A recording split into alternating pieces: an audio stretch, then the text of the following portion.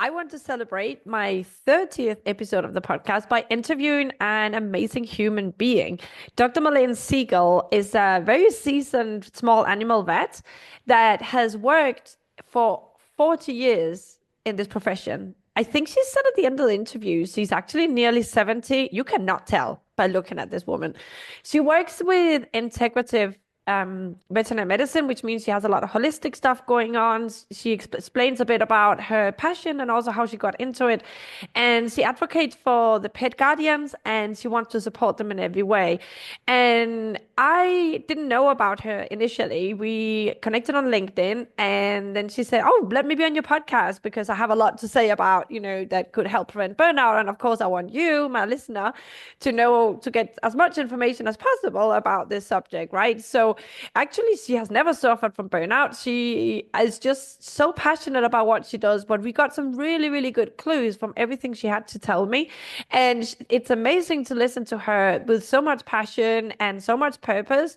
So I can't wait to introduce you. And here she is. I'm gonna put all the link to her webpage and everything in the show notes, although I forget to ask about it at the end of the interview, actually. I it just goes to show, like, not a pro yet, not a pro, but I'll put it in the show notes. Okay, enjoy. Okay, so let me welcome you to the podcast, the Overwhelmed Vet podcast. So this is Dr. Siegel, who is coming all the way from the States on Zoom to tell us all about her journey as a vet. And you just told me you used to be a paramedic as well. Do you want to tell me about that? Yeah, so when I was 17, I was graduating college, or I was graduating high school early, and all my friends were paramedics and firefighters. So I'm hanging out with them all the time, and they said, "Hey, if you want to ride on the ambulance with us, you need to get your license." So in those days, it wasn't called a paramedic; it was an EMT one and an EMT two. And so I thought, oh, whatever, I'm done with high school. I'll go do that. And I was actually underage, but they let me take the course anyway. So I became an EMT one before I was 18 years old. Then when I went to college at the University of Florida, I applied for a position on an ambulance service that was county run at the time. And so I got the position. So I would work a 24-hour shift and then I had 48 hours off. And about halfway through the first year I was with them, they asked if I would be willing to move into the EMT2 position, which is the paramedic position. And they took care of my schooling.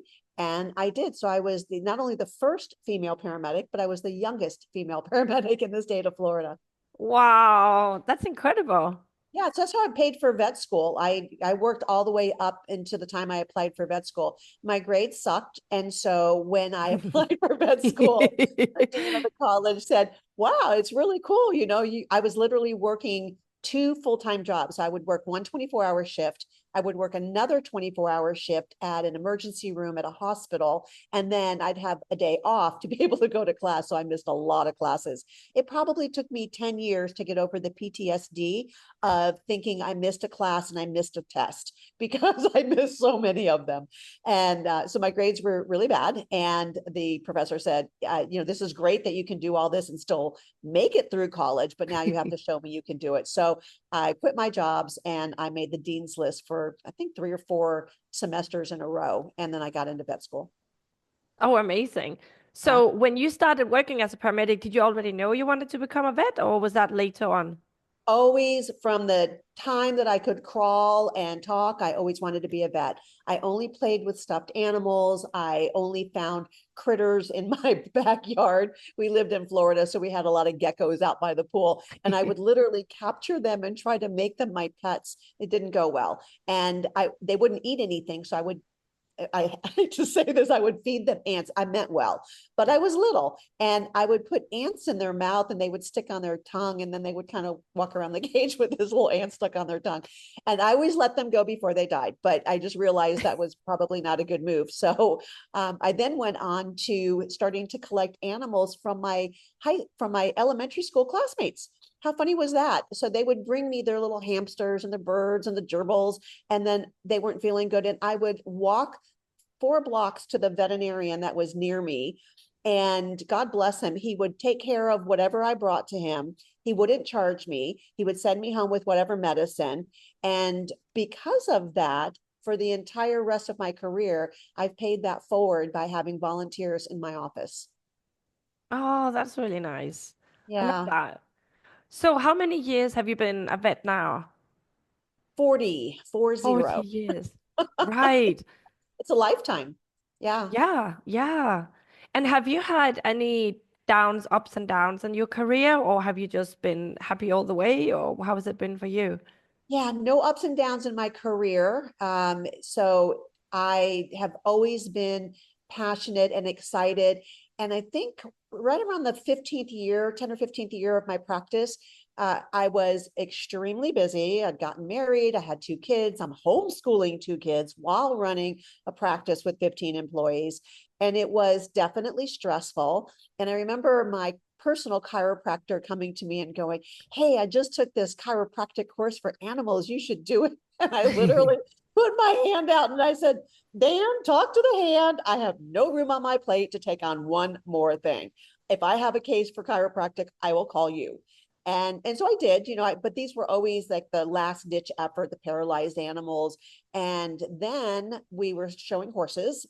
And one of my show horses had an accident with my youngest daughter, and it forced me to move into a world in order to fix that horse, which I was determined to do, because that horse had also saved my daughter's life in that riding accident. She'd reared in the air, and my daughter was not told to let go of the reins and just bail off to safety.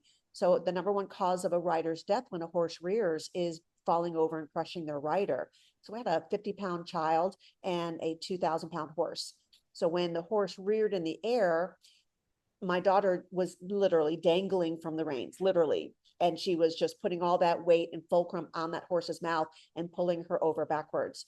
And the horse had the presence of mind to squat on her left hind leg, which was the direction where my daughter started to slip, and push herself as hard as she could under the circumstances in the opposite direction. But when she hit the ground, you could not see any space between child and horse. So I'm jumping over the rail, I'm running to my daughter. The horse gets up, and my daughter's still laying on the ground. When I got there, she opened her eyes. Thank God she was fine, but she hurt her pride. So when we got home, we thought that was the end of the story. Something weird happened. But when we got home, it happened again. And I was standing next to the horse when it looked like either a seizure or a spasm went up her neck. I had equine vets come look at her, and they said, we don't know what's wrong with her, but we can tell you she's not safe to ride. She'll never be shown again. And you can put her out to a pasture or you can put her down. And it Mm. was those words that set off something in me. I still get chills when I say it. And I just would not accept that there's nothing more that could be done. And that was a pivotal moment in my life, in my career, my personal life, because I made a commitment that I would never, ever utter those words to a client. I would always find something that I could do, even if it's improving quality of life until it's time to say goodbye. That's big. So, I say, even if it's only that, but that is huge. So that was the turning point in my career. And from there, I learned chiropractics and I learned acupuncture and I learned nutrition. And then everything I learned to do on the horse, I ended up doing in my practice. So 5 months after being told she would never be ridden and shown again, that little duo went on to win the United States Reserve Youth National Championship, which is the most prestigious youth event in the entire United States. Oh, So, wow. message for everybody listening: never let anyone else define what you are capable of doing or what your outcomes can be, because it truly is our journey and it's our decision how we want to experience it. So, good That's an lesson. amazing story. Yeah. And I wonder if that, because as you know, I coach a lot of vets on burnout. And I wonder if part of you not getting this after all these years, right? Because like a lot of change since we study, like I'm 20 odd years into my career now, you're 40 odd years in. And since we study, like a lot of things have changed. The corporates have come in, we view pets as totally different. There's a lot of different tech. So everything is moving really fast. And a lot of it's, and I think they feel out of control as well. They feel like how the pet owners see them, how their bosses are managing them is out of their control. And I wonder if you grabbing the reins of your career and saying, this is what I want to do, and this is like where my passion is leading, whether that stuff has helped you. Um, Yeah, I think it really has. I only worked for somebody my first 2 years out of school, and then I worked for myself the rest of the time. And part of that pushes you to go beyond your comfort zone because you own the business and you have to make it work for you. But then I've always been very driven to utilize my creativity because remember, I was a paramedic before I was a veterinarian. True. So my emergency medical skills were very, very good. And not only did I do daytime work, but I also took emergency work for, I still take emergency work. I now turn my phone off at 11 o'clock at night. But for an ungodly number of years, I worked all day and then I still took emergency call all night. So I would sleep in snatches. Then I finally got to the point in my 40s. I said, okay, maybe I need to learn how to sleep. And so I started Yeah. turning my phone off at 11 o'clock. But I still take emergency work. I still love doing emergency work. It's still part of what really drives me. But I have a tendency to be really all into the things that I'm passionate about.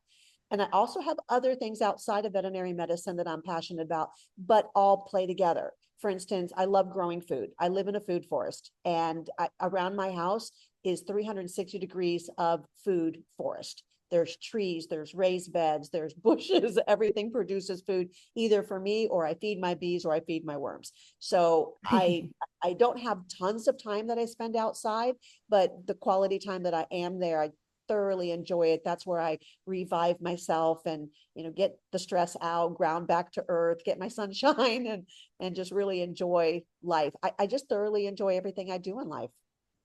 That is really nice. I think that the groundedness and being in contact with nature is the big one, isn't it, for a lot of us?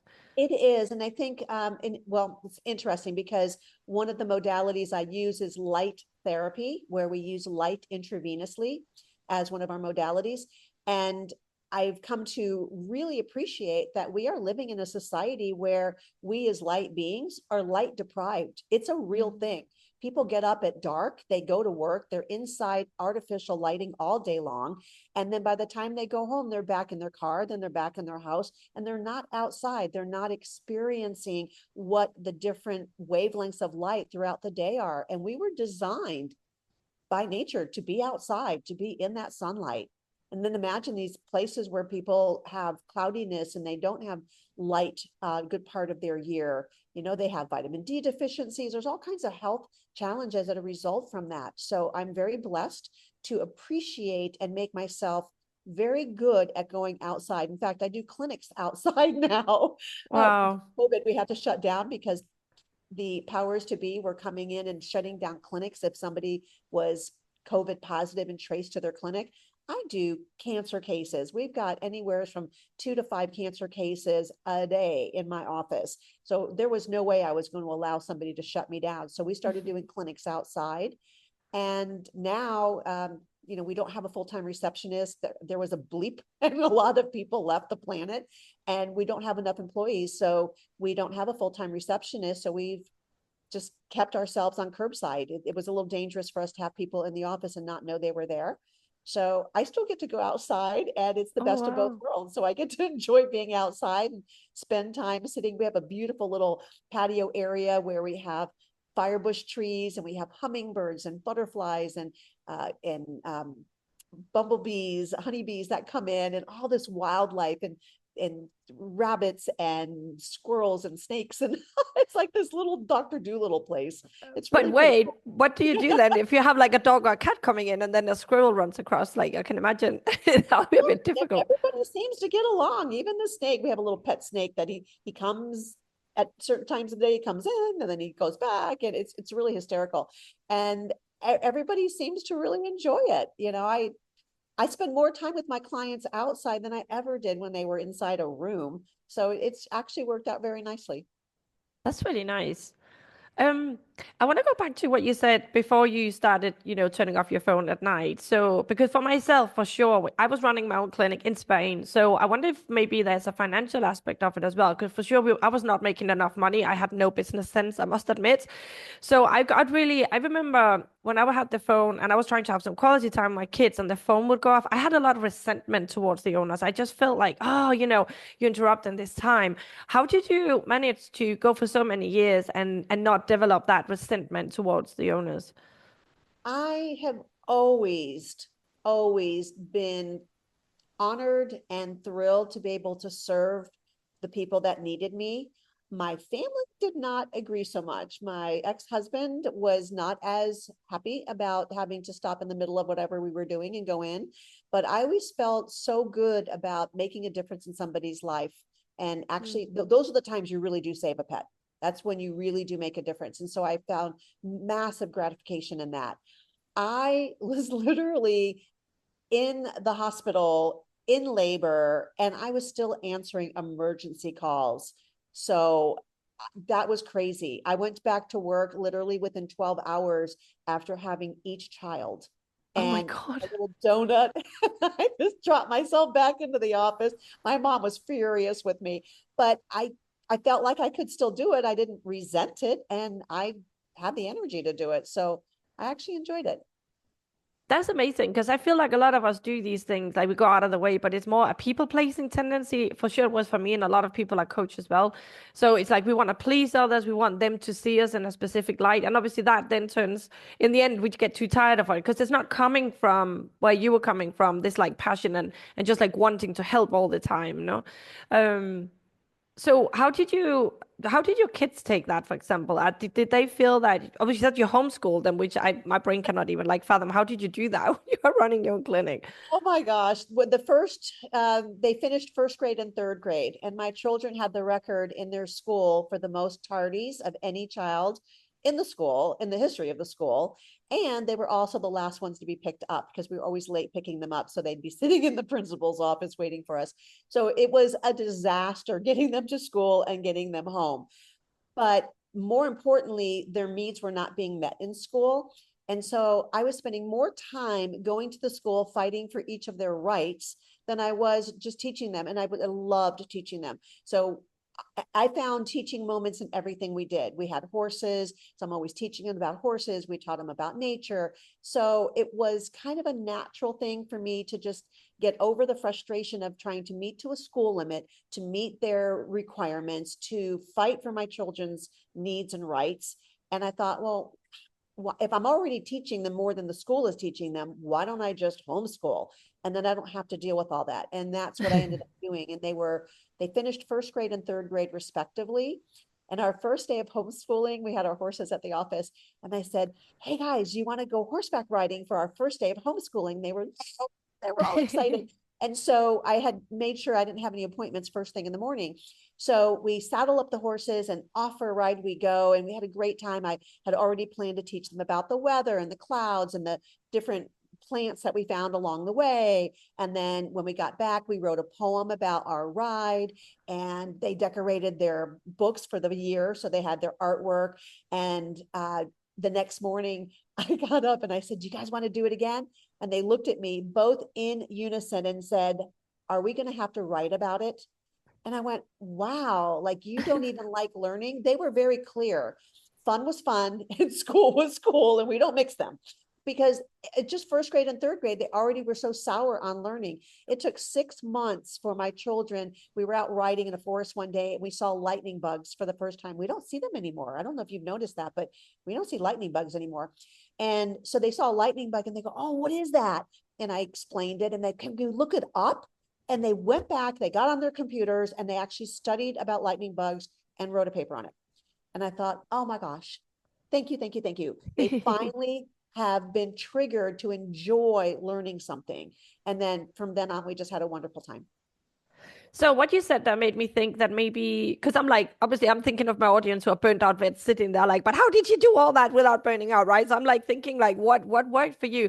You said that the first 2 years you worked for someone else and then you started working for yourself. And I'm wondering if the key is that you just did it your way because like what you're saying about your kids is like when I could finally do it my way, then it worked, right? So how were your first 2 years working for somebody else? How did that go?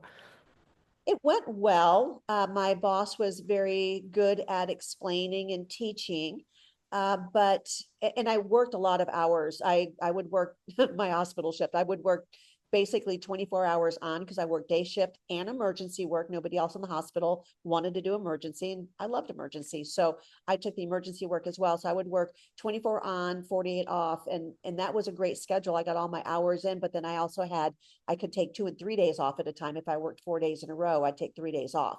So I was very flexible on how I could make my schedule, which gave me time to go to the beach and hang out and go dancing and other things that I like to do. But when I was, after I left that job and I was running an emergency clinic at night, I was doing daytime relief work. So I think I guess I always was a very hard, passionate, driven person. And I still fit in my sports. I played golf, I played tennis, and I don't know, somehow I just was able to fit it in. I've just always been very driven. Maybe that's the answer. You've been driving. And I wonder as well, because one thing that I know for sure burns us out is it's not as much being busy, right? Because I can have a 13-hour night shift and we just like one after another, one after another. But if everything flows and, I have a good team and we work together and, we communicate, even if we're in a rush and maybe somebody dies because you don't get to see them, as long as everybody is like, we're doing well, no? Then I don't get burned out. I can be less busy, but then have really complicated cases and I don't get on with maybe if there's like a relief member, I just don't get on well. We're not working together well. The owners, there hasn't been good communication.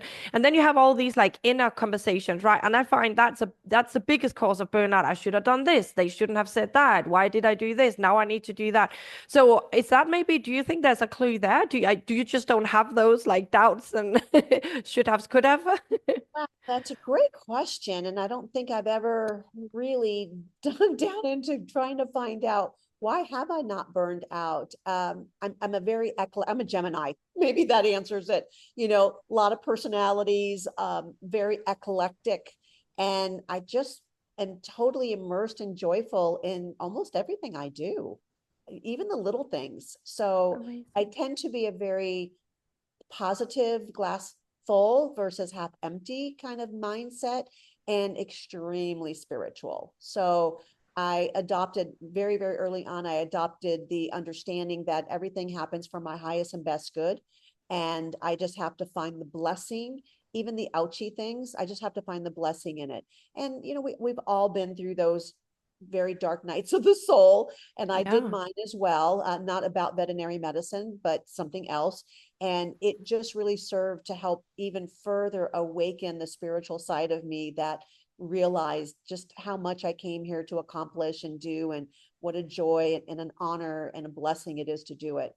And then you just have to stand up and really understand, why are you on this planet? I used to ask my clients that when they would come in. I would say, why are you in my office?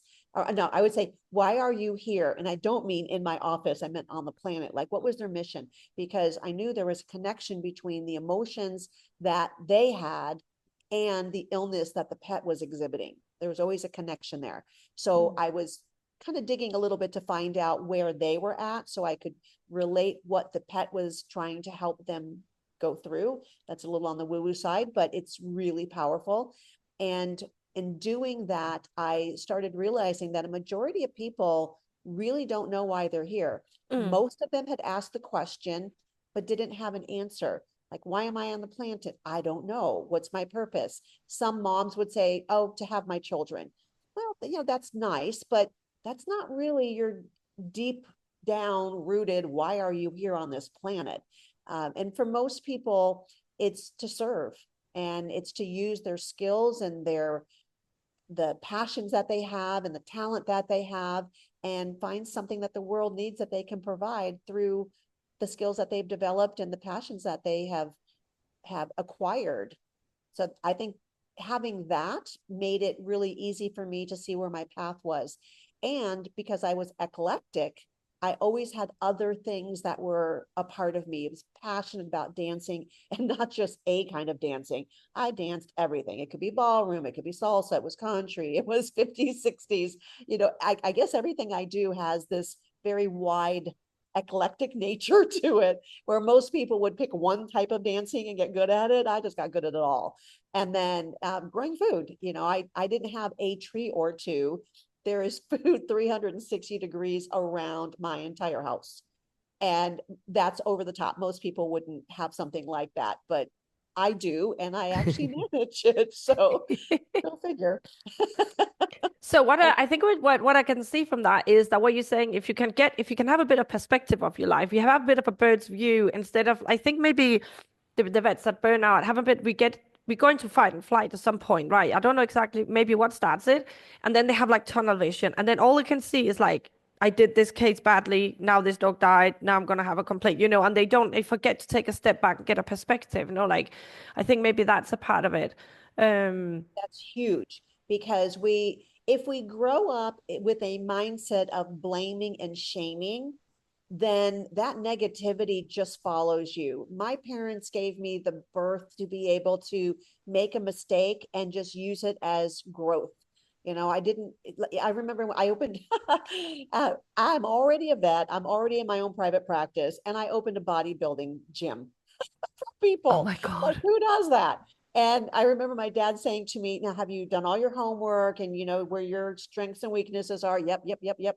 And he goes, I just want you to know that even if it doesn't make it, that you are a success because you tried and you did your best, and you're never a failure when you do your best. And I will tell you, those were very powerful words for me because it gave me the freedom to do something and fail. And failing is not failing. Failing is just, it didn't work that time. Let me try it a Mm. different way. Einstein failed how many times before he invented the light bulb?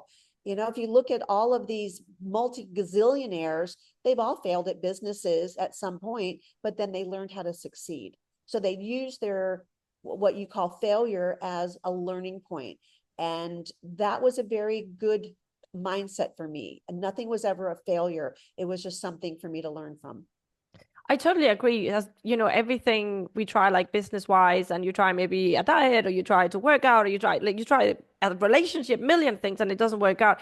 I think in vet med failure can quickly have much more weight though, because when I fail, someone dies and someone gets really upset, right? Have you ever had cases where maybe you maybe not necessarily failed, but you just could not do enough? There just wasn't enough money, or physically you couldn't do enough for the animal, and you had like a sense of, oh, that was a failure, kind of. And how did you deal with that? Have you had any?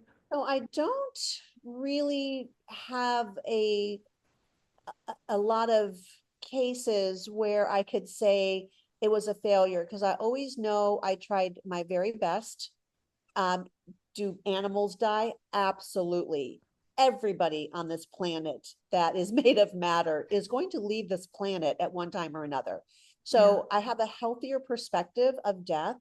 And I also have a healthy respect for my skills and my abilities and my willingness to try.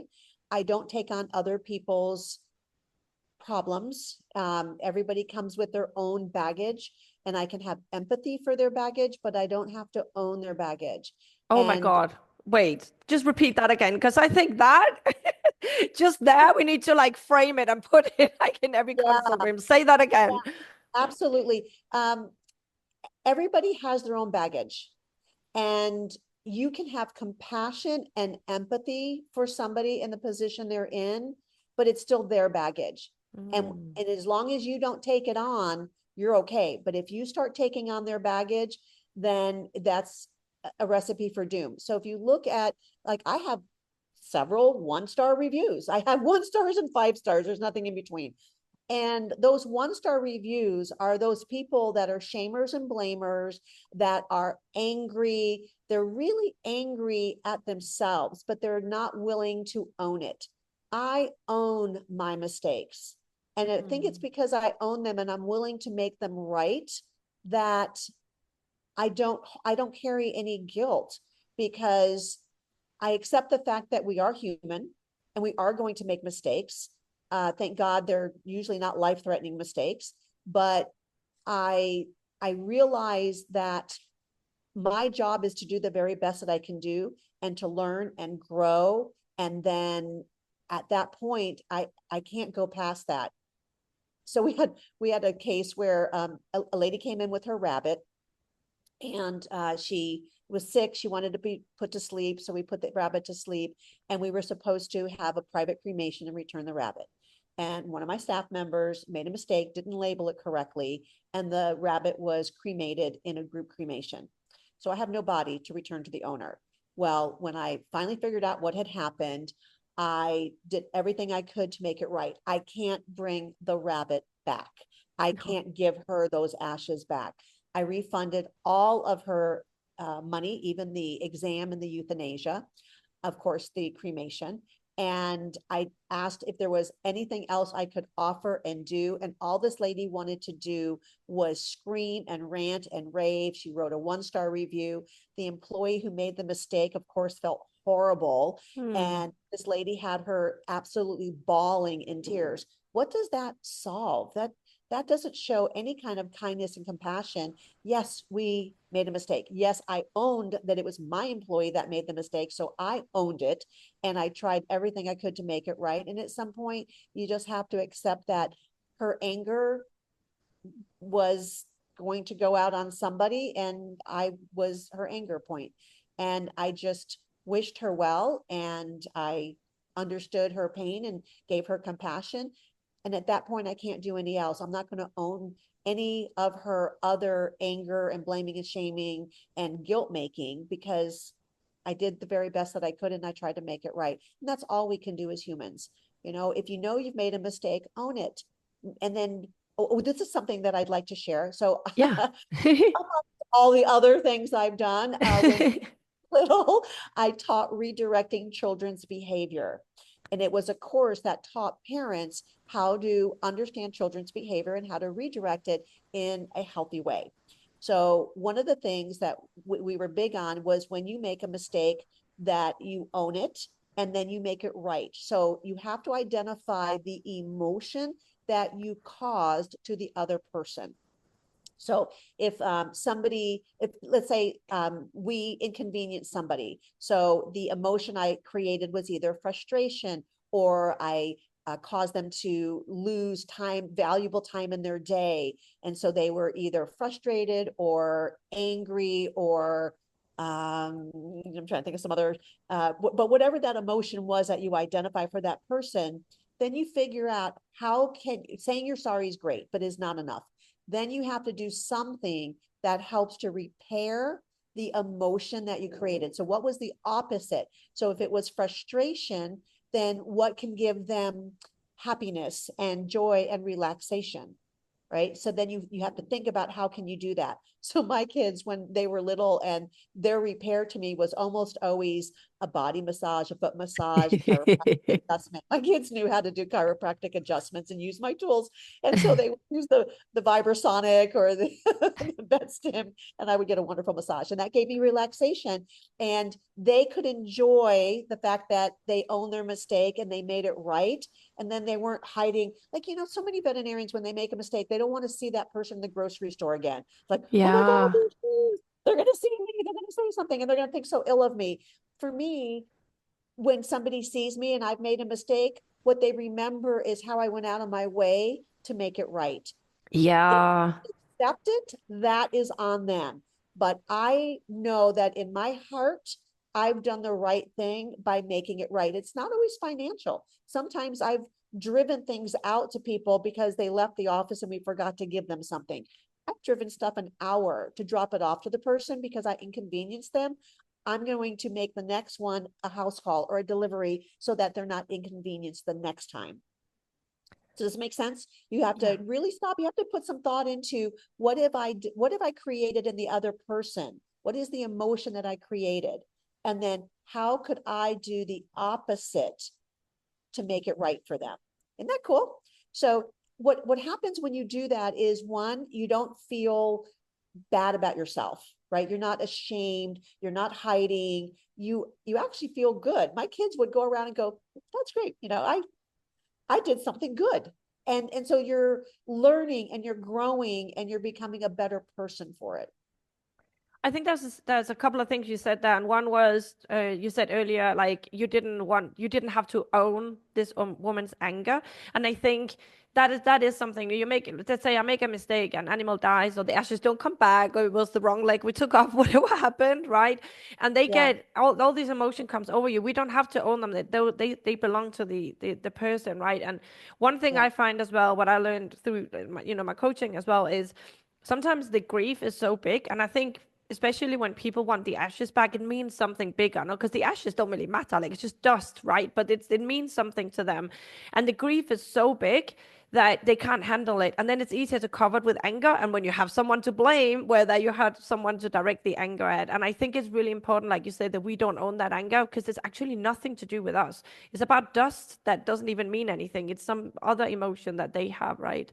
Exactly. It's stuff that they've carried probably, I don't know if we want to get into multiple past lives or parallel universes, whatever it is, but I find that we certainly have done this pony ride before. This is not the first time we've done it. And that's my spiritual side. But I also help people to recognize that when there's a very, very strong emotion, like you go from 0 to 100, boom, like that emotion is hardwired into you. Yeah. So for all of our colleagues, this might be something really valuable for them, is to stop and think about what are the emotions that get triggered so quickly, like immediately you're there in that awful emotion, because that's indicating that you have experienced that multiple times. Your unconscious brain is hardwired to understand that pathway. And that gives us the opportunity to look at that and go, wow, is that serving me a purpose? Because if the answer is yes, then keep doing it. But if the answer is no, that emotion is not serving me any longer, then you have an opportunity to reprogram, to allow yourself to let that particular pathway, the emotion, the experience, to literally delete it Yeah. and then replace it with something more serving. And I think for us, like definitely we have a responsibility and a choice to choose our emotions. And what I definitely think we don't have a responsibility or choice is about other people's, like so especially the clients. So like you said, for example, one of my clients has had a really difficult childhood where she was never being seen, right? So that means that she gets triggered so quickly because she feels like people are not listening to her, she's not being validated, she's not being seen. And even if people are seeing her, listening, it only takes so much to trigger her to get really angry and get really frustrated, and because in her head nobody's understanding her, right? And if we have a client like that, a pet owner in front of us, no matter how much we listen and how much we empathize on that, they might not even register that because they are so hardwired from whatever happened to them in their childhood, which is completely out of our control, right? Yeah. So one of the things I do for my clients that has really been valuable is during COVID, I always did a 1 hour consult with people. And I always talked about trapped emotions and how they're associated with dis-ease. But during COVID, I had to do that program online. So I recorded a 3 hour pet parent program. And it teaches them everything about the biology of their pet, but most importantly, it also teaches them about trapped emotions. So I explain it as if emotions are on a scale of, like, remember the abacus that the when we were little, we had this little dial with a wire, and you moved the little dial from the wire from the left to the right. It was like the Romans used it for counting. It was called an abacus. Do you remember those? Yeah, yeah, I do. I'm Okay. old enough for that. Not Can sure about all the support us. listeners, but yeah. I describe emotions as being on a scale like an abacus.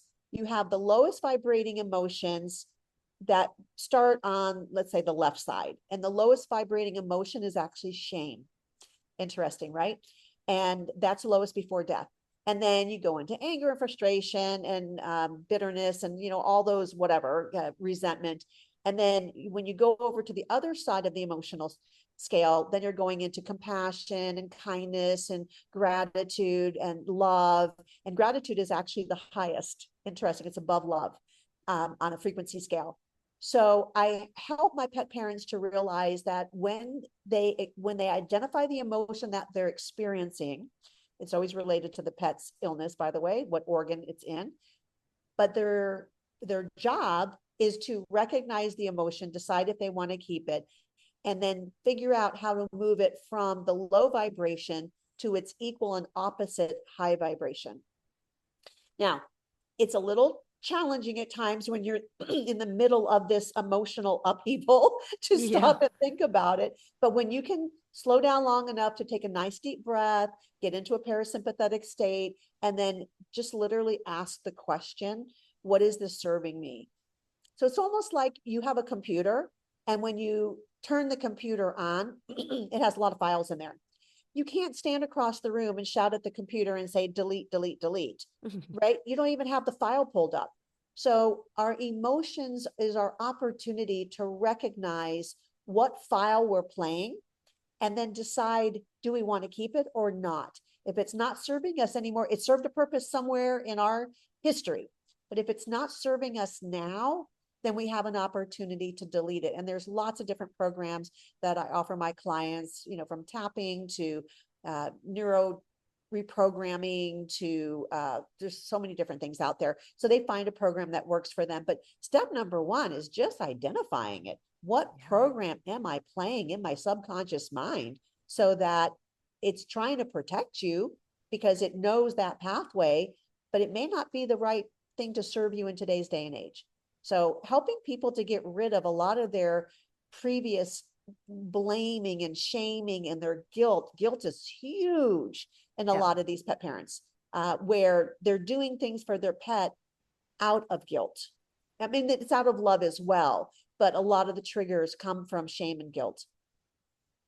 And then it doesn't help if we as vets come in and maybe judge them for something we don't really know. Like we never know the history of the pet parent guardian, do we? And sometimes it can be easy to say, well, you should have saved up money, you should have insured it.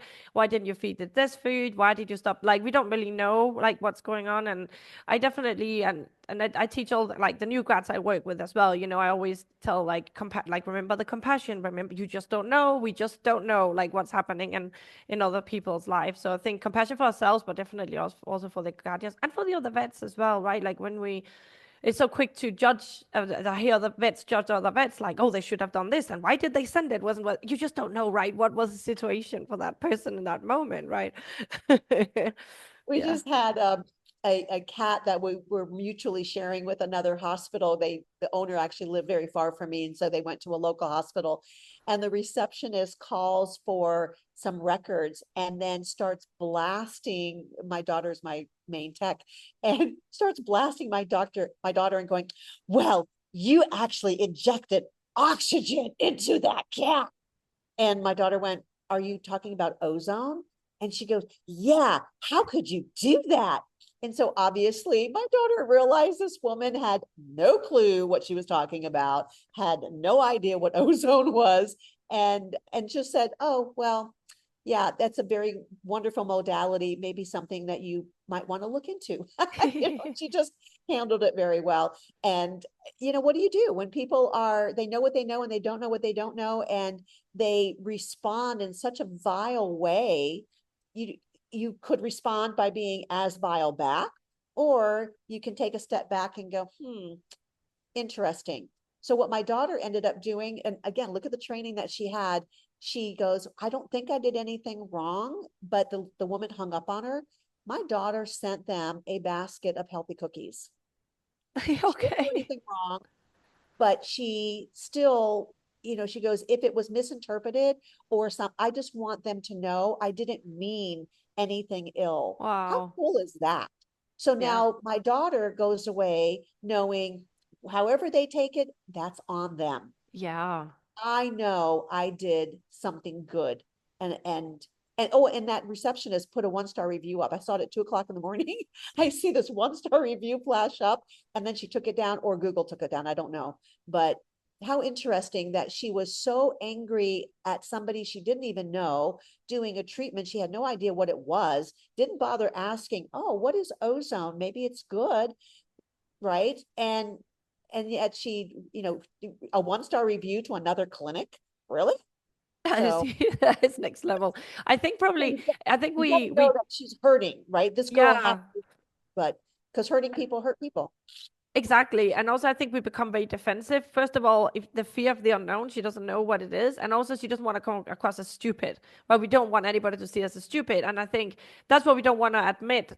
And that comes all the way back to then making mistakes and feeling the shame. Like, if we can just say, I have no idea what you're talking about. What is that? We can just open up, then this doesn't happen. But if we feel insecure and we have fear of being judged or something, that's when it's easier then to lash out, right? And that can happen between vets and also obviously from the pet guardians towards us. If we make Right. Well, them look at feel the stupid. imaging that we, as growing up, doctors knew it all.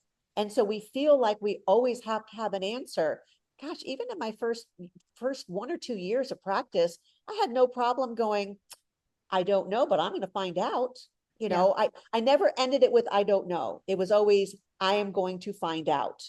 Yeah. And maybe that's just been my philosophy all along. That's why I don't have a lot of feelings of inadequacy, because I know my limitations and I accept that, but I also know that I'm willing to learn and grow. So, I mean, look at my practice. I have more integrative tools than any practice in the entire United States and Wow. worldwide. So, Wow. like that, who does that? Yeah.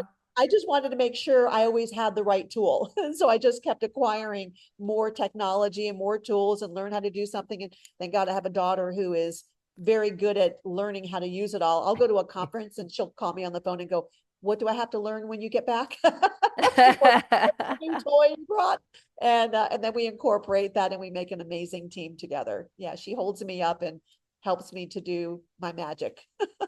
Oh, that's amazing. I think we should end it on here because I love that saying you do your magic. And I think we kind of got some clues from like this treasure hunt and like how do you work for 40 years and maintain your passion? And I think your passion, your willingness to accept your mistakes and know, your limits and not feel shame around them, being grateful for being in this profession and being able to serve, right?